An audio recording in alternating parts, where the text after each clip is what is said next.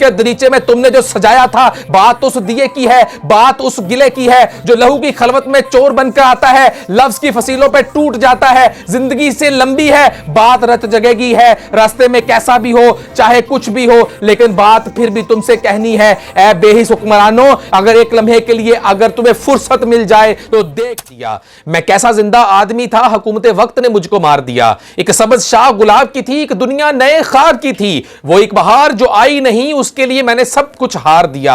ये सजा सजाई एस्टैब्लिशमेंट, वही न्यूट्रल्स जिनको आपने गालियां निकालने के लिए कौन लोग हैं, वही बूट आज उठाने के लिए इंतजामात कर रहे हैं, तो वही बूट अगर आज किसी को खाना पहुंचाने के लिए अपनी तनख्वाहों में से, अपने राशन में से कटौती करके अगर उन तक पहुंचा रहे हैं, तो वही बूट अगर आज किसी को डॉक्टर या मेडिकल ट्रीटमेंट दी जाती है, तो डॉक्टर कहां से आए हैं, जिन्होंने पहने हुए हैं वही बूट। अगर आज आपके मुल्क को इस तरह से स्टैंड करने के लिए कोई हिम्मत कर रहा है, कोई कोर कमांडर कॉन्फ्रेंस कर रहा है, कोई तमाम को इंस्ट्रक्शंस दे रहा है, तो कौन दे रहा है, जिन्होंने पहने हैं वही बूट इमरान खान साहब, जो आपको बहुत चुभने लग गए हैं, लेकिन कल तक वही बूट आपको बहुत। खैबर पख्तूनख्वा हुकूमत का पाकिस्तान को दिवालिया करने के लिए पीटीआई का हर मुमकिन हद तक जाने का इरादा, क्योंकि इस वक्त बात पाकिस्तान की नहीं, इस वक्त सिर्फ कुर्सी और इक्तदार की जंग में इस कदर बेहिसी का आलम के आईएमएफ को लिखे जाने वाले खत का एक इंतहाई गैर मुनासिब रवैया। चोर हैं, बाकी सारे तो डाकू हैं, बाकी सारे तो बहुत कुछ हैं, बाकी सबकी इज्जतें, माएं बहनें बेटियां आपने रोंद डाली हैं, हदूद से धुले हुए तो आप हैं। इस वक्त सदाकत और अमीन का लक़ब तो आपके पास है। क्या शहबाज गिल के साथ पीटीआई इस वक्त दो हाथ कर रही है? क्या शहबाज गिल को धोखा दिया जा रहा है? क्या उन्हें कुर्बानी का बकरा बनाया जा रहा है? केपीके गवर्नमेंट में भी उनके खिलाफ गद्दारी का मुकदमा इस बात की खुली दलील है।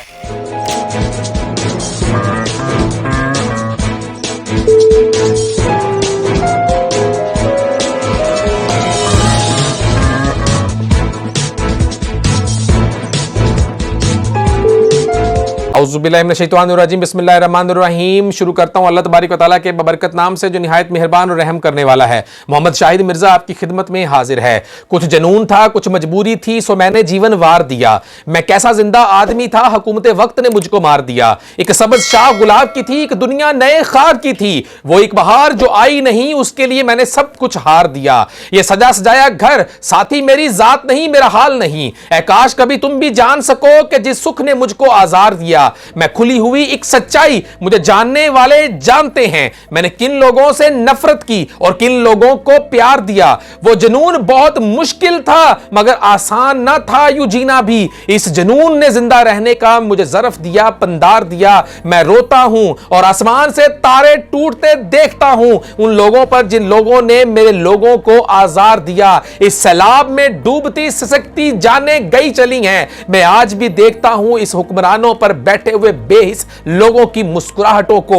आज इस 5 दोस्तों की इस तरह से बिलखते हुए जिंदगी की भीख मांगना, जिस तरह से उनका अपने लिए कोई रेस्क्यू करने के लिए मिन्नतें समाजते करना, वहां की खड़ी अवाम, सिराजुल हक जिसको इस सुप्रीम कोर्ट ने भी कह दिया है कि अगर सदाकत और अमीन की बात आ जाए तो सिराजुल हक के अलावा शायद कोई भी सदाकत और अमीन नहीं है, वो भी इस बात को कह उठे हैं कि मैंने हर एक से राब्ता किया, लेकिन मुझे किसी ने भी घास नहीं डाली, मुझे किसी ने भी सपोर्ट नहीं किया। आज मैंने महसूस किया कि मैं खुद भी बहुत बेबस इंसान हूं, और मैं नहीं, पूरी कौम बेबस है, पूरी कौम लावारिस है। मुझे मालूम हुआ कि कोहिस्तान में हमारे 5 भाई 5 घंटों से एक पत्थर पर खड़े हैं और चारों तरफ सैलाब है और पानी है। तो पहले मरहले में मैंने खैबर पख्तूनख्वा के वज़ीर आला को कांटेक्ट करने की कोशिश की, चीफ सेक्रेटरी से राबता करने की कोशिश की, कोर कमांडर पेशावर से बात करने की कोशिश की, वज़ीर आज़म के सेक्रेटरी को पैगाम दिया कि 5 लोग एक जगह पर फंस गए हैं, दोपहर कोहिस्तान के मुकाम पर मुझे इस वक्त एक हेलीकॉप्टर की जरूरत है और मैं किराया देने के लिए तैयार हूं। मैं चीखता रहा, पुकारता रहा, राबते करता रहा, लेकिन दीवारों की तरह सारे अंधे, बहरे और गूंगे हुक्मरान मेरे वो 5 के 5 भाई शहीद हो गए। किस बेहिसी से, किस लाचारी से ये इस तरह से वो तकरीर कर रहे हैं, किस कदर उनके हाथ बंधे हुए हैं, किस कदर वो परेशानी के आलम में ये बात बता रहे हैं कि काश उनको भी 2 से 3 जहांगीर तरीन मिल जाए, काश उनको भी 1 से 2 अलीम खान मिल जाए, काश उनको भी कोई 2 से 4 ओन चौधरी मिल जाए, काश उनको भी कोई ऐसे ही अमीर तरीन लोग मिल जाएं जो उनको हेलीकॉप्टर्स दे सकें, जो उनको प्रोटोकॉल दे सकें और वो लोगों की कीमती जानें बचा सकें। ये वो शख्स है जो दूसरे ममालिक में भी जाता है तो वहां के होटलों में क़याम नहीं करता, मस्जिदों में सोने को तरजीह देता है। ये वो शख्स है जो किसी के घर में जाकर भी चारपाई पर लेटने को तरजीह देता है लेकिन 5 स्टार होटल को तरजीह नहीं देता। ये सिराजुल हक जिसकी तारीफ तमाम तर लोग करते हैं, चाहे दुश्मन हो चाहे दोस्त हो, उनकी तारीफ हर कोई करता है। अगर उनकी भी बेबसी का आलम यह है तो लम्हा फिक्रिया है उन नौजवानों के लिए जो इस वक्त गुमराह हो चुके हैं। आज अगर उस सिराजुल हक के पास सिर्फ एक हेलीकॉप्टर होता, काश उस सिराजुल हक के पास एक जहांगीर तरीन होता, काश उस सिराजुल हक के पास कोई भी ऐसे अमीर तरीन सियासतदान होते जो अपना हेलीकॉप्टर, अपना कोई ऐसी वहां पे रेस्क्यू करने का इंतजाम कर देते कि वो 5 भाई, वो 5 अफराद, वो किसी के बेटे थे, वो किसी के घर का चिराग थे, वो किसी की आरजू थे। हो सकता था उनमें से कोई इस पाकिस्तान के मुस्तकबिल का दरख्शां सितारा ही साबित हो सकता था, हो सकता था उनमें से कोई इनकलाब लाने वाला ही हो सकता था, लेकिन नहीं। यहां पे 10 साल तक हुकूमत करने वाली उस जमात का सरबरा जब चलकर आता है पानी में से और साथ ईंटें लगी हुई दिखाई देती हैं तो उसकी सोशल मीडिया की बदतमीज जाहिल ब्रिगेड उस तमाम क्लिप्स को वायरल कर देती है और कहती है कि देखिए हमारा कप्तान, हमारा खान, हमारा पूरी दुनिया पे हुक्मरानी करने वाला टीपू सुल्तान, हमारा चंगेज खान, हमारा हलाकू खान किस तरह से सलाब में इस तरह से लोगों की इमदाद के लिए हेलीकॉप्टर में मोबाइल इस्तेमाल करता हुआ नजर आता दिखाई दे रहा है। लेकिन अफसोस के साथ इस वक्त जो दिल से आवाजें निकल रही हैं वो बहुत रंजीदा है। उन लोगों की जानें जाती देखकर इस वक्त दिल खून के आंसू रो रहा है कि कहां गई ये बेहिसी। फिर भी आपकी तरफ से केपीके से ऐलानात होते हैं कि हम इस सलाब तो आते रहते हैं, हम अपनी इनकलाब की ये सियासत जारी रखेंगे जा रहे हैं और साथ साथ में सियासी जो सरगर्मियां हैं वो भी जारी हैं। और मैं समझता हूं कि ये सियासी सरगर्मी ही नहीं है रूटीन की, ये एक इनकलाब की जानिब कदम है और जो कुछ मुल्क में हो रहा है उसमें मेरे ख्याल में उसको भी ये मेरा पॉइंट है, ये इनकलाब 2-3 दिन डिले हो जाए ना, उसके बाद आ जाएगा इनकलाब। लेकिन ये तो अगर 2-3 दिन तक हम इसको डिले कर भी दें तो हमारी जो कार्रवाई सैलाब के मुतासरीन के लिए जो जारी है उस पर कोई मनफी असर नहीं पड़ेगा, ना बाद में पड़ेगा ना अब पड़ रहे हैं, इसलिए उसका कोई ताल्लुक नहीं। और हम मुकम्मल तौर पर अलर्ट हैं। कल सीएम साहब खुद जा रहे हैं। पर मैं समझता हूं कि अगर अभी भी आंखें खोलने का वक्त नहीं है तो याद रखना कि फिर आपको इस चीज के ऊपर अमल पैरा होना पड़ेगा। याद रखिएगा वो 5 अफराद जो चले गए, बहुत से नुकसानात बहुत हुए हैं। सिंध में इस वक्त बहुत नुकसान हुआ है, बलोचिस्तान में बहुत नुकसान हुआ है। हर जगह पे हम केपीके को कसूरवार नहीं ठहरा सकते हैं, लेकिन हर जगह पे हम पीटीआई को कसूरवार नहीं ठहरा सकते हैं। लेकिन सवाल इस अमर का है कि बाकी सारे तो चोर हैं, बाकी सारे तो डाकू हैं, बाकी सारे तो बहुत कुछ हैं, बाकी सबकी इज्जतें, माएं, बहनें, बेटियां आपने रोंद डाली हैं। हदूद से धुले हुए तो आप हैं। इस वक्त सदाकत और अमीन का लक़ब तो आपके पास है, डैमों के नाम पे पैसे तो आपने लिए हैं। अगर आपके बारे में आपसे सवाल ना किया जाए तो किससे किया जाए? आप इस वक्त 10 साल से सवात में हुकूमत में हैं, सदाकत और अमीन 10 साल से हुकूमत में है सवात में। सवात सारे का सारा बह गया। सवात के अंदर वो लाखों करोड़ों की जायदादें, वो सब कुछ, वो लोगों की उम्मीदें, वो सियासी मनाजर, वो सब कुछ एक पलक झपकने में सब कुछ कहां से कहां चला गया। लेकिन आपको पड़ी थी तो सिर्फ फोटो सेशन की। जिंदगी के मेले में, ख्वाहिशों के रेले में तुमसे क्या कहें ए बेहिस हुक्मरानों। इस कदर झमेले में वक्त की रवानी है, वक्त की गिरानी है, सख्त बेजमीनी है, सख्त लामकानी है। हिजर के समंदर में तख्त और तख्ते की एक ही कहानी है, तुमको जो सुनानी है। बात गो जरा सी है, बात उम्र भर की है। दर्द के समंदर में अनगिनत जजीरे हैं, बेशुमार मोती हैं। आंख के दरीचे में तुमने जो सजाया था, बात उस दिए की है,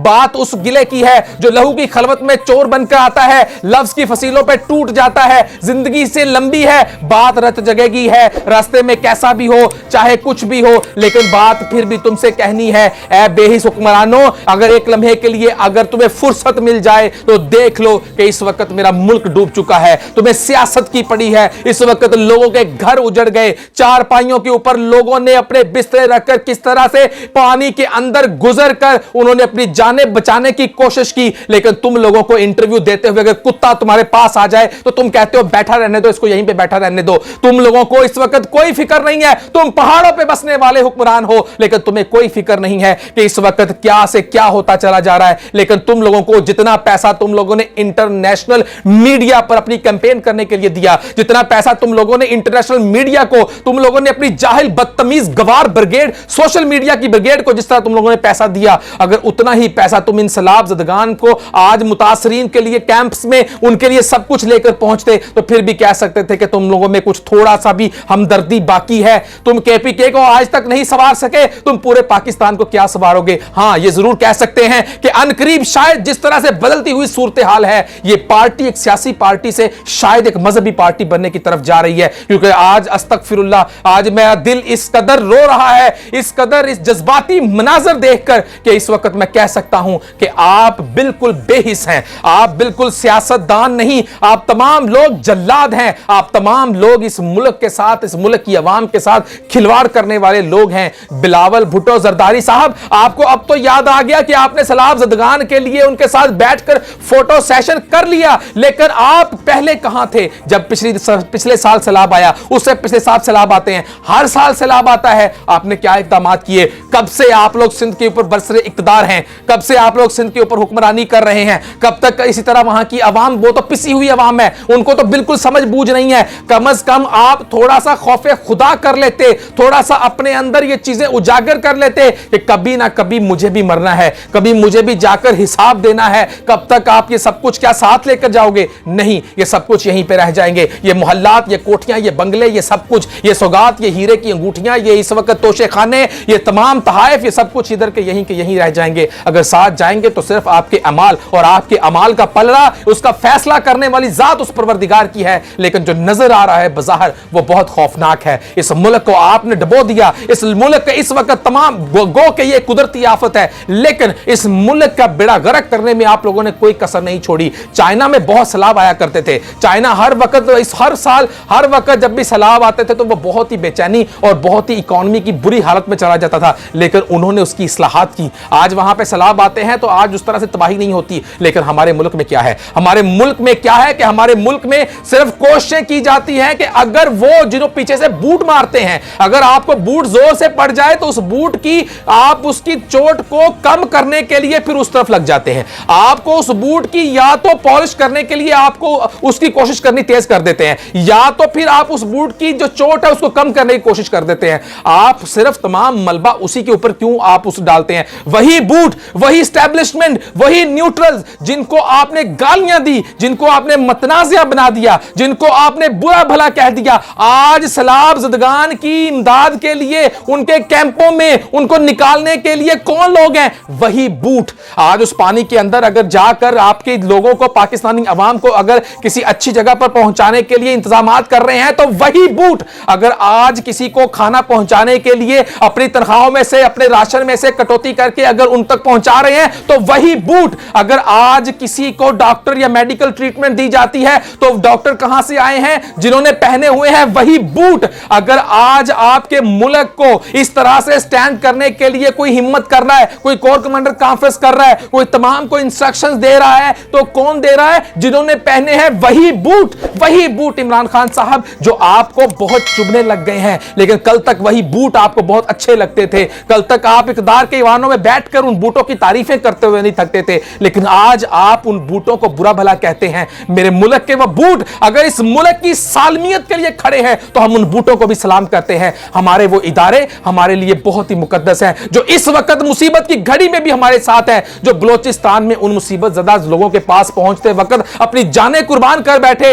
क्यों ना हम फिर उनके खिलाफ उठने वाली हर आवाज को हम शट अप की कॉल दे दें। उन इदारों के खिलाफ, उन फौज के इदारों के खिलाफ, हमारे फौज जवानों के खिलाफ, हमारे शोहदा के खिलाफ बातें करने वालों की क्यों ना जुबानों को काट दिया जाए। ऐ मेरे मुल्क में, ईवानों के अदलिया में, ईवानों में, इस मुल्क के इदारों में बैठने वाले सरबराहान, आप इन बातों को अब पाया तकमील तक पहुंचा दीजिए। बहुत हो गया। इस मुल्क में इस कदर अब आपने क़यामत खेज मनाजर देख लिए हैं। अब आपको फैसला करना होगा कि अब हमें किस ओर जाना है। आपने तमाम तर लाडलों को भी इकतदार में बिठाकर देख लिया, लेकिन इस वक्त वो अपनी सोशल मीडिया टीम की वजह से अब लोगों के जहनों पर इस तरह से राज कर रहे हैं कि इस वक्त वो सिर्फ वही सदाकत और अमीन है, इस वक्त सिर्फ वही इस दुनिया में पूरी दुनिया पर हुक्मरानी करने के लिए बिल्कुल तैयार हैं। शायद कि वो आने वाले दिनों में टीपू सुल्तान बन जाए पूरी दुनिया के लिए, शायद कि वो पूरी दुनिया के लिए अर्तुगरुल गाजी बन जाए, शायद कि वो हलाकू खान चंगेज खान के किस्से सुनाने वाले, शायद फिर दुनिया में रहती दुनिया तक लोग ये किस्से सुनाया करेंगे कि एक होता था खान